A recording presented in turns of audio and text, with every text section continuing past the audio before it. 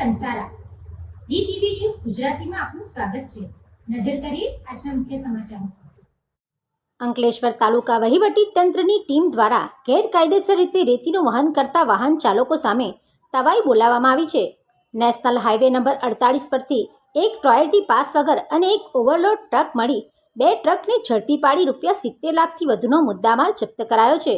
અંકલેશ્વરના મામલતદાર રાજન વસાવા અને તેમની ટીમ દ્વારા વાલિયા ચોકડીથી પાનોલી વચ્ચે આવેલા નેશનલ હાઈવે નંબર 48 પર હાથ ધરવામાં આવેલા ચેકિંગ દરમિયાન ગેરકાયદે રેતી પરિવહન કરતી 2 ટ્રકોને ઝડપી પાડી હતી।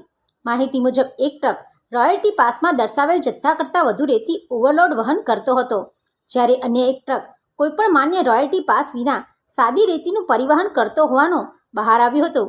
ચેકિંગ દરમિયાન બંને ટ્રકોને કબજે લઈ સીઝ કરવામાં આવ્યા હતા। મામલતદાર રાજન વસાવા અને તેમની ટીમે ખનીજ ચોરી અને ગેરકાયદે પરિવહન સામે કાયદેસરની કાર્યવાહી હાથ ધરી છે। આ કાર્યવાહી દરમિયાન ટ્રકો સહિતનો આશરે ₹70 લાખનો મુદ્દામાલ જપ્ત કરવામાં આવ્યો હોવાનું જાણવા મળ્યું છે। આ અંગે અંકલેશ્વર મામલતદાર રાજન વસાવાએ ટેલિફોનિક વાતચીતમાં જણાવ્યું હતું કે તંત્ર દ્વારા કુલ 15થી વધુ વાહનો ચેક કરવામાં આવ્યા હતા, જેમાં 2 વાહનોમાં ગેરરીતિ ઝડપાઈ હતી। આગામી સમયમાં પણ તંત્ર દ્વારા આ પ્રકારની ચેકિંગ ચાલુ જ રહેશે। Pintu Modi, DTV news, Ankleshwar.